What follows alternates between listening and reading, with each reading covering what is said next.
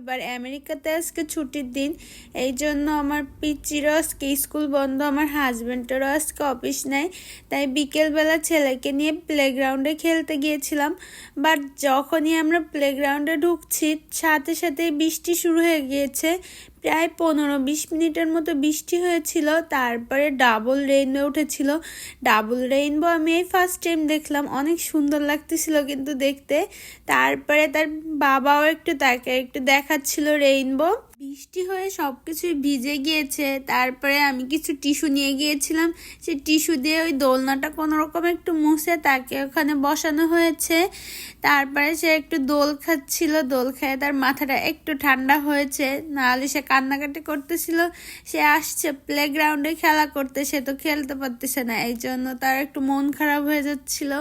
তারপরে আমি একটু এই সাইডে আসছিলাম, এই সাইডের এইটার নাম আমি ভালো জানি না, বাট অনেক সুন্দর লাগতেছিল দেখতে।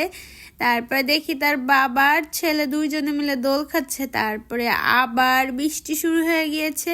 তারপরে আমরা একটা জায়গায় শাটল নিলাম। বৃষ্টিতে ভিজে গাছপালাগুলো কত সুন্দর লাগতেছে, রাস্তাঘাট ভিজা থাকলে আমার কাছে মনে হয় আরো একটু বেশি সুন্দর লাগে। এই যে ঝুমঝুমিয়ে বৃষ্টি হচ্ছে, আর আমার ছেলে ওই লিঙ্কন পার্কের ভিতর যায় খেলাধুলা করবে, এই জন্য কান্নাকাটি করতেছিল।